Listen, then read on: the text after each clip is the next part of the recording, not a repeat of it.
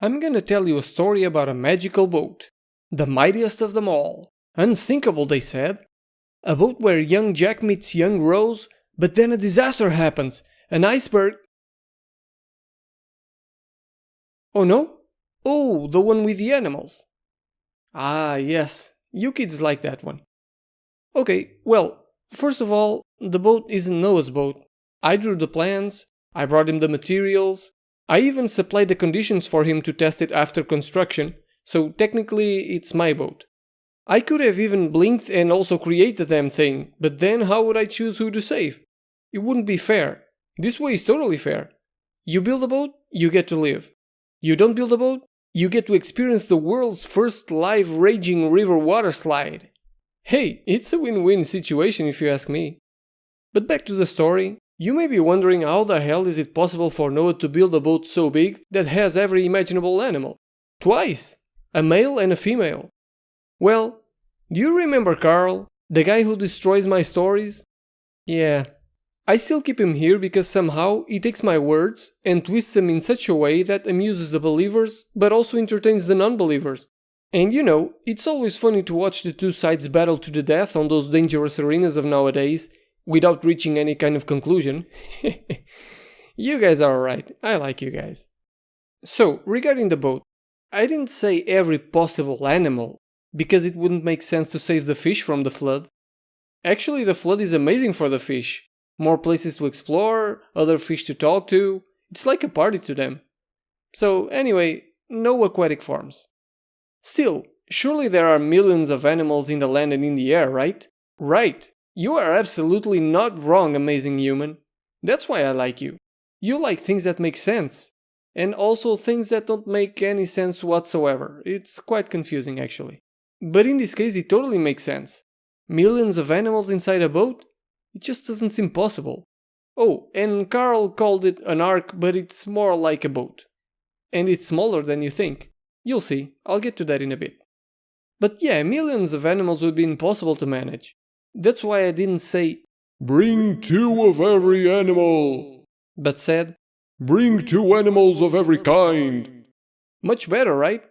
You see the difference? It's small but very important. Let me explain.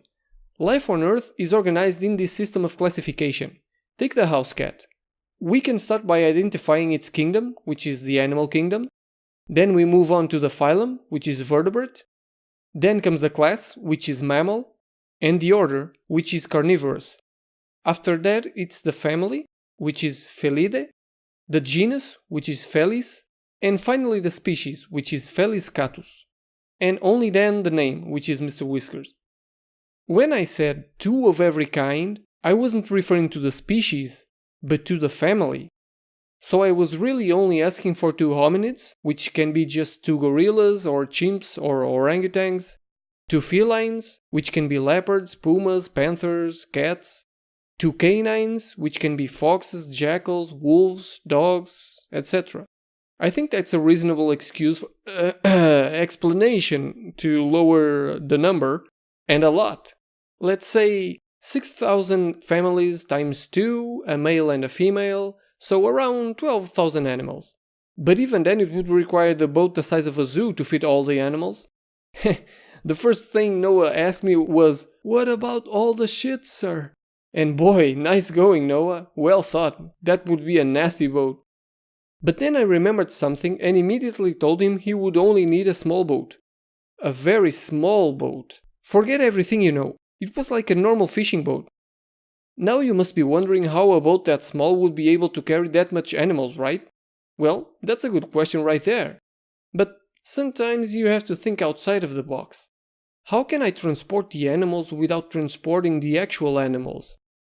If only there was some kind of material that could store information about stuff and that would occupy very little space.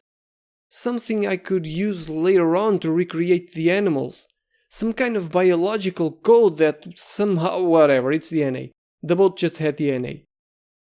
After the flood passed, I gathered it all, combined it in different ways, and there you go, animals roam the planet once again. Okay, maybe you still have some questions like, how was I able to work with DNA back then? What was the point of having the flood only to recreate everything after? Or if I'm the Almighty, why did I even need DNA in the first place? I'll explain everything to you in future videos, but I'll give you a hint. When you do things right, people won't be sure you've done anything at all.